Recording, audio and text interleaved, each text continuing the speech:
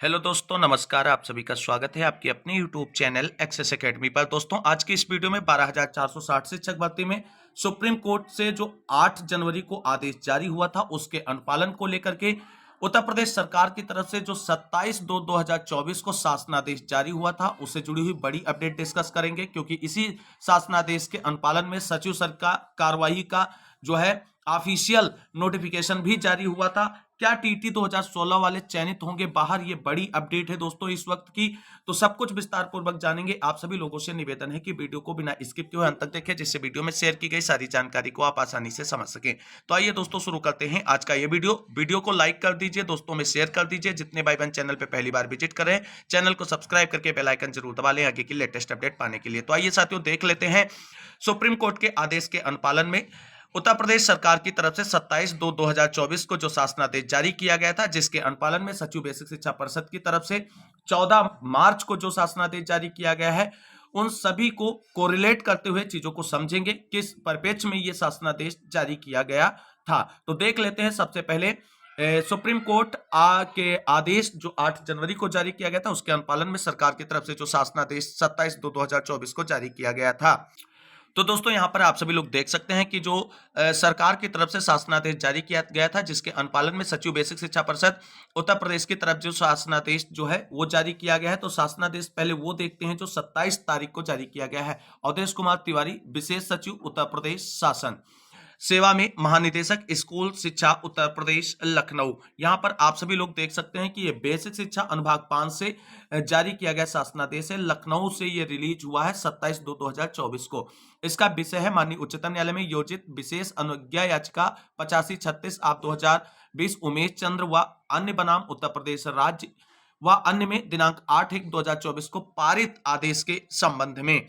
और इसी आदेश की वजह से 12,460 शिक्षक भर्ती में स्टेटस क्यों जारी हुआ है, और उसी के कारण सभी लोग जानते हैं कि चयनितों का स्कूल आवंटन रुका हुआ है। देख लेते हैं। तो महोदय, उपर्युक्त विषय माननीय उच्चतम न्यायालय द्वारा पारित आदेश दिनांक 8/1/2024 का कृपया संदर्भ ग्रहण करने का कष्ट करें। माननीय न्यायालय के उक्त आदेश का संगत प्रभावी अंश निम्नवत है। इसमें आप सभी लोग देख सकते हैं जो 8 तारीख को आदेश आया, 8 जनवरी को सुप्रीम कोर्ट का 12,460 शिक्षक भर्ती के परिप्रेक्ष्य में, उसका पोर्शन भी मेंशन किया गया है। Mister Ankit Goyal, learned council appearing for the state praise for and is granted 3 weeks time to seek instructions in the matter and file counter affidavit released after 3 weeks. In the meantime, the posts which are already vacant shall not be filled up and status quo as it exists today shall be maintained by the parties. तो यही status Q का जो आदेश जारी किया गया था वो portion यहाँ पर मेंशन है इस शासनादेश में।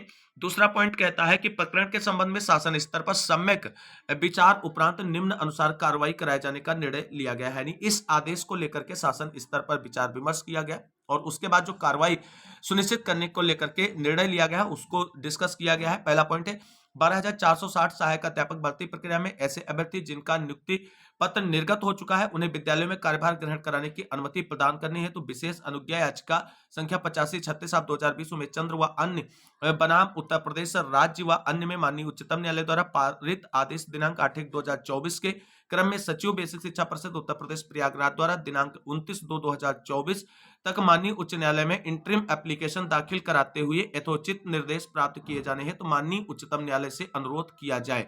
यानी आप सभी लोग जानते हैं आर्डर मॉडिफिकेशन या क्लेरिफिकेशन वाली एप्लीकेशन जो है वो दाखिल की जाए, और यहां पर देख सकते हैं इंटरिम एप्लीकेशन दाखिल कराते हुए यथोचित निर्देश यानी डायरेक्शन प्राप्त करने का अनुरोध किया जाए।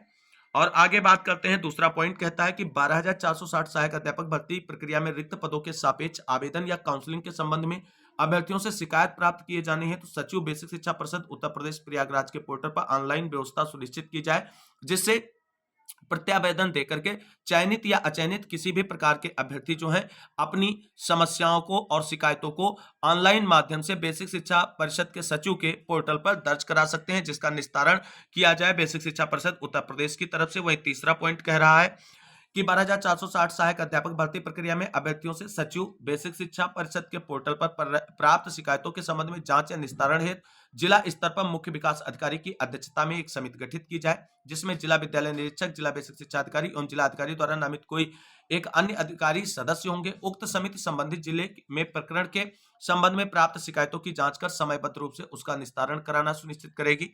अगला तीसरा मेन पॉइंट कहता है कि इस संबंध में मुझे ये कहने का निर्देश हुआ है कि कृपया प्रश्नगत प्रकरण में शासन द्वारा लिए गए उपयुक्त निर्णय के क्रम में अग्रतर कार्रवाई सुनिश्चित कराते हुए कृत कार्रवाई से शासनादेश जो है शासन को अवगत कराने का कष्ट करें। और ये आप सभी लोगों को बता दें, शासनादेश जारी किया गया था 27/2/2024 को उत्तर प्रदेश सरकार की तरफ से।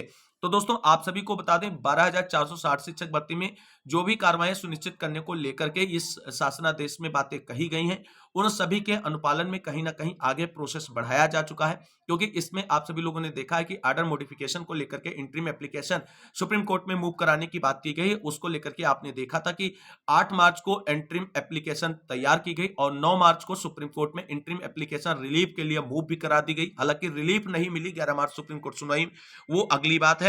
और इसी शासनादेश के अनुपालन में आप सभी ने देखा कि सचिव सर की तरफ से भी एक शासनादेश जारी किया गया था और जिसमें जो कार्रवाइयां सुनिश्चित की गई थी इसमें वो सभी कहीं ना कहीं पूरी करने को लेकर के आगे की कार्रवाई सुनिश्चित करने संबंधी शासनादेश 14 तारीख में सचिव सर की तरफ से भी जारी किया जा चुका है। तो यहां पर आप सभी लोग देख सकते हैं कि जो 27/2/2024 को शासनादेश जारी हुआ था उसके अनुपालन में उत्तर प्रदेश सचिव बेसिक शिक्षा परिषद प्रयागराज की तरफ से जो शासनादेश जारी किया गया है उसका हमने पिछली वीडियो में डिस्कशन कर लिया है, लेकिन वो सारी चीजें जो है फुलफिल करने का प्रयास किया गया है सचिव सर के शासनादेश के माध्यम से। और जो ऑनलाइन पोर्टल के माध्यम से बात की गई थी वहां पर इसके लिए पूरी व्यवस्था कर दी गई और सारी डेडलाइन भी डिक्लेयर कर दी गई है समस्याओं और शिकायतों के निस्तारण को लेकर के। दोस्तों अब आप सभी को बता दें जितने भी चयनित भाई बहन हैं या अचयनित, आप सभी लोग देख सकते हैं सचिव सर के शासनादेश में स्पष्ट कहा गया है कि चयनित या अचयनित किसी भी प्रकार के अभ्यर्थी इस ऑनलाइन पोर्टल पर जाकर के अपनी शिकायत दर्ज करा सकते हैं। तो आप सभी को बता दें ये पोर्टल खुलते ही ढेरों हजारों की संख्या में आपको वहां पर शिकायतें देखने को मिलेंगी दोस्तों, क्योंकि काफी अभ्यर्थी जो हैं कहीं ना कहीं प्रक्रिया को लेकर के या नियुक्ति के संबंध में असंतुष्ट हैं बेसिक शिक्षा विभाग से। तो शिकायतों का अंबार लगने वाला है पोर्टल खुलते ही। और यहां पर आप सभी को बता दें चयनित अचयनित सभी को मौका मिल गया है, तो ऐसे में ढेर सारी शिकायतें आने वाली हैं और आपको बता दें एक लंबा और एक मोटी फाइल जो है जमा होने वाली है ऑनलाइन पोर्टल के माध्यम से। और वहीं आप सभी साथियों को बता दें कि जो चयनित भाई बहन है और जिनका नियुक्ति पत्र होल्ड किया गया है वो सभी लोग अपने नियुक्ति पत्र होल्ड को लेकर के भी इस ऑनलाइन पोर्टल के माध्यम से एप्लीकेशन मूव करा सकते हैं, अपनी शिकायत को दर्ज करा सकते हैं, उस पर उचित निस्तारण किया जाएगा विभाग की तरफ से। और इसके साथ साथ बता दें एक मुद्दा और प्रमुखता से उठने वाला है टीटी 2016 वाले अभ्यर्थी जिनको नियुक्ति पत्र मिल गया है और कहीं ना कहीं उनको लेकर के शिकायतें जरूर की जाएंगी। और ये सोशल मीडिया पर तेजी से चीजें निकलकर सामने आ रही हैं कि टीटी 2016 वाले ऐसे अभ्यर्थी जिनका टीटी का रिजल्ट जो है 12,460 शिक्षक भर्ती के विज्ञापन के बाद आया है, यानी मार्च 2017 में आया है और उनको नियुक्ति मिल गई है, उनको नियुक्ति पत्र मिल गया है, उनके अगेंस्ट इस पोर्टल के माध्यम से शिकायत की जाएगी।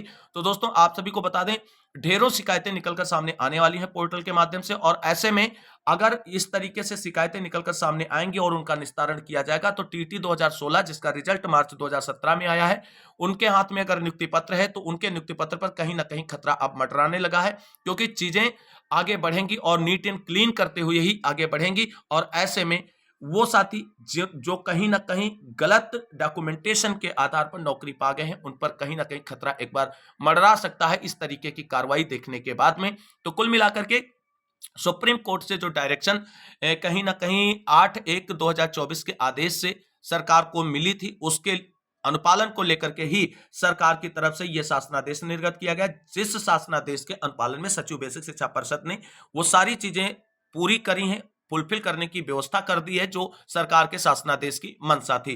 कुल मिलाकर के आप सभी लोगों को बता दें जल्द ही आप सभी लोगों के लिए ये पोर्टल खुलने वाला है और आप सभी लोग 20 तारीख से अपनी जो समस्याएं हैं शिकायतें हैं उनको बेसिक शिक्षा विभाग की वेबसाइट basiceducation.up.gov.in पर जाकर के दर्ज करा सकते हैं। और यहां पर सबसे ज्यादा आपको बता दें जो चीजें निकलकर सामने आएंगी वो काउंसलिंग से संबंधित शिकायतें निकलकर आएंगी, दूसरी नियुक्ति पत्र होल्ड से संबंधित निकलकर आएंगी, और तीसरी सबसे ज्यादा शिकायतें होने वाली हैं टीटी 2016 के बिहार पर जो है नियुक्ति पत्र प्राप्त करने वाले अभ्यर्थियों की। अब देखना है कि इन सभी शिकायतों को प्राप्त करने के बाद विभाग किस तरीके से इनको सॉर्ट आउट करेगा। ये बहुत ही महत्वपूर्ण हो जाता है, क्योंकि जो व्यवस्था आपने करी है, जो शिकायतें आपको मिलेंगी, उनका निस्तारण तो आपको करना ही पड़ेगा, और निस्तारण के बाद क्या उचित फैसला निकलकर सामने आएगा ये बहुत ही महत्वपूर्ण है। फिलहाल अभी किसी भी साथी को परेशान होने की जरूरत नहीं। आगे प्रोसेस, अगर कोई इनवैलिड है तो वास्तव में उसकी नौकरी पर खतरा है, अगर आप वैलिड हैं तो आपको टेंशन लेने की जरूरत नहीं। चाहे जितनी जांच हो, चाहे जितनी शिकायतें आपके अगेंस्ट हो,